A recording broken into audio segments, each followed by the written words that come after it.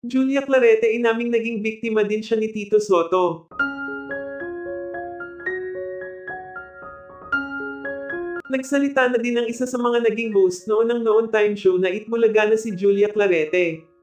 Ayon kay Julia, matagal na umano siyang nananahimik at hindi na din umano sana para magsalita siya, ngunit dahil sa naging pahayag at pag-amin ni Anjo Iliana, naglakas loob na din umano siyang magsalita para mapatutuhanan ang sinasabi ni Anjo tungkol sa baho ni Tito, Vic at Joey. Mas lumintindi pa ang espekulasyon tungkol sa pambababae umano ni Tito Soto dahil sa naging pagsisiwalat ni Julia. Ayon kay Julia, matagal na umanong may mga ginagawa sina Tito Vic at Joey sa mga babaeng nagiging parte ng TV show noon.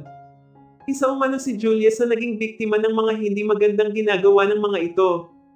Ayon pa dito, wala umano siyang magawa noon dahil baguhan pa lamang siya sa showbiz at hindi umano niya alam na isa pala ito sa mga gawain ng mga ito sa mga baguhang host noon. Samantala, ayon pa kay Julia, hindi umano siya nakapagreklamo noon dahil sa pagbabanto umano ng mga ito sa kanya. Tiniis umano ito ni Julia, hanggang sa may mga bagong dumating at natigil na umano ang mga maling ginagawa ng mga ito sa kanya. Ayon pa sa source, taong 2013 din nang magkaroon umano ng maraming babae si Tito Soto at pinangalanan din ni Julia ang babaeng naging sunod sa Niren noon kay Tito Soto. Malaki umano ang naging pagkapit ng babaeng ito kay Tito Soto dahil sa career na iningatan nito. Sobrang naawa din si Julia sa babaeng ito dahil wala umano itong choice kundi ang gawin ng bagay na hindi dapat, kahit alam nito na pamilyadong tao na si Tito Soto.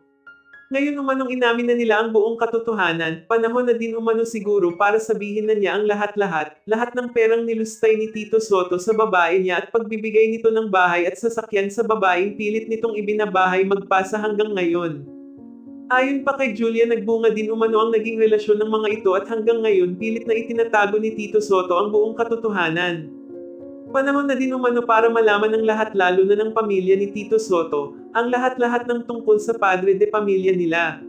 Samantala, dahil sa naging pagsisiwalat ni Julia ng buong katotohanan, marami sa mga netizens ang nagsasabing mula noong hanggang ngayon puro kasinungalingan lamang umano at pambibilog sa tao ang alam ni Tito Soto.